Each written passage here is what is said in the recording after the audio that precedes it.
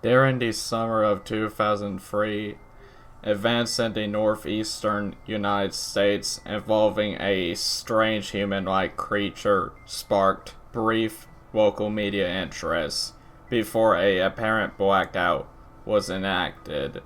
Little or no information was left intact, as most online and written records of the creature were mysteriously destroyed.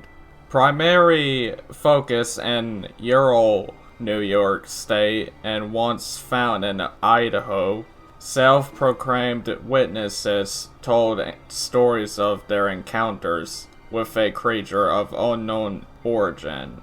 Emotions ranged from extremely traumatic levels of fright and discomfort to a almost childlike sense of playfulness and curiosity. While their published versions are no longer on record, the memories remain powerful. Several of the involved parties began looking for answers that year.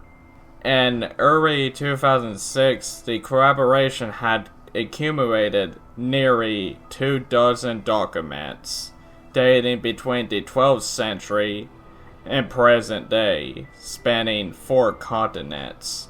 In almost all cases, these stories were identical. I've been in contact with a member of this group and was able to get some excerpts from their upcoming book, A Mariner's Log from 1691. He came to me in my sleep, from the foot of my bed. I felt a sensation. He took everything. We must return to England. We shall not come here again, at the request of the Rake. Then a journal entry, translated from English, from 1880. I have experienced the greatest terror. I have experienced the greatest terror.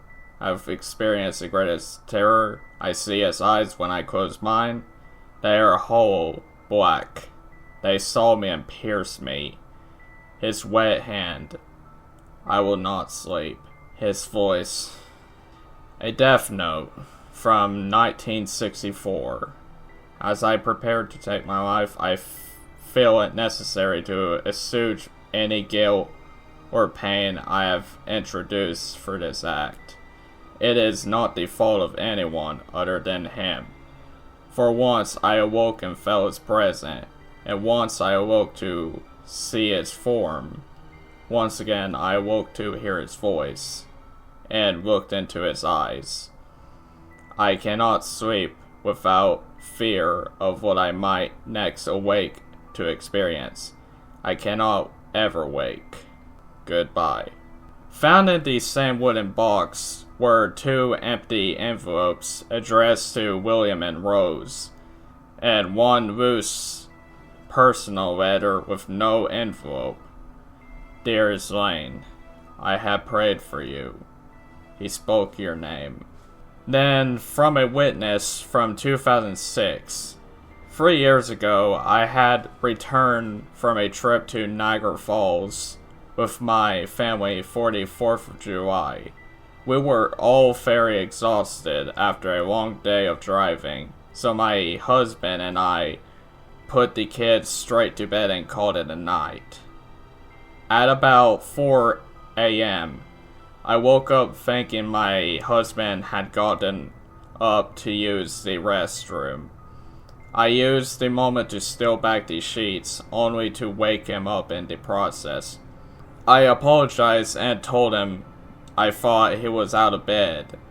When he turned to face me, he gasped and pulled his feet up from the end of the bed so quickly his knee almost knocked me out of the bed.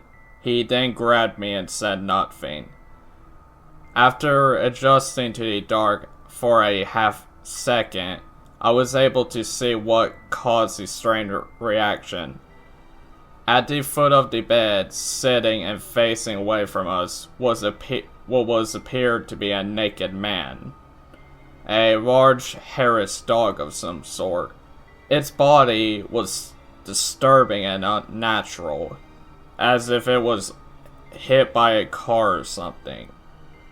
For some reason, I wasn't instantly frightened by it, but more concerned by its condition. At this point, I was under some sort of assumption that we were supposed to help him. My husband was peering over his arm and knee, tucked into a fetal position, occasionally glancing at me before returning to the creature. In a flurry of motion, it scrambled around the side of the bed and then crawled quickly in a flowing sort of way right along the covers until it was less than a foot away from my husband's face. It was completely silent for about 30 minutes, probably closer to 5, but it seemed like a while. Just looking at my husband, it then placed its hand on his knee and ran into the hallway leading to the kids' room. I screamed and ran for the light switch, planning to stop this thing before it hurt my children. When I got to the hallway, the light from the bedroom was enough to see it crouched down and hunched over. About 12 feet away, it turned around and looked directly at me, covered in blood. I flipped the switch on the wall and saw my daughter Clara. The creature ran down the stairs as my husband and I rushed to help our daughter. She was very badly injured and spoke only once in her short life. She said, "He is the Rake." My husband drove his car into a lake that night while rushing our daughter to the hospital. Nobody survived. Being in a small town, news got around pretty quickly. The police were helpful at first, and the local newspaper took a lot of interest as well. However, the story was never published. The local television news never followed up either.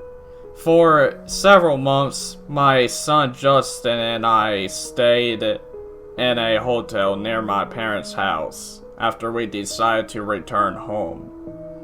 I began looking for answers myself. I eventually located a man in the next town over who had a similar story.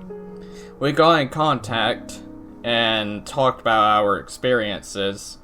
He knew of 2 other people in New York who had seen the creature we now refer to as the Rake.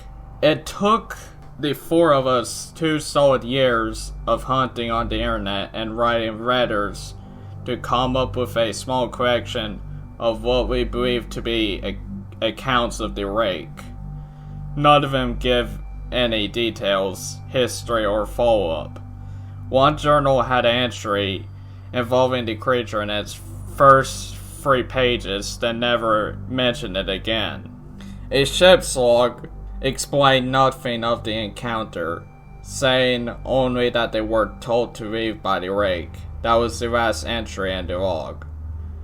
There were, however, many instances where the creature's visit was one of a series of visits with the same person.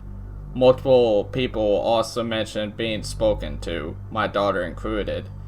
This led us to wonder if the Rake has visited any of us before our last encounter. I set up a digital recorder near my bed and left it running all night. Every night for 2 weeks. I would tediously scan for the sounds of me rolling around in my bed each day when I woke up. By the end of the 2nd week, I was quite used to the occasional sound of sleep while blurring through the recording at 8 times the normal speed. It still took almost an hour every day. On the first day of the 3rd week, I thought I heard something different. What I found was a shrill voice. It was the Rake. I couldn't listen to it long enough to even begin to transcribe it. I haven't let anyone listen to it yet. All I know is that I heard it before, and now I believe it spoke when sitting in front of my husband. I don't remember hearing anything at the time, but for some reason the voice on the recorder immediately brings me back to that moment. The thoughts that must have gone through my daughter's head made me very upset. I have not seen the Rake since he ruined my life. But I know he has been in my room when I slept. I know and fear that one night I will wake up to see him staring at me.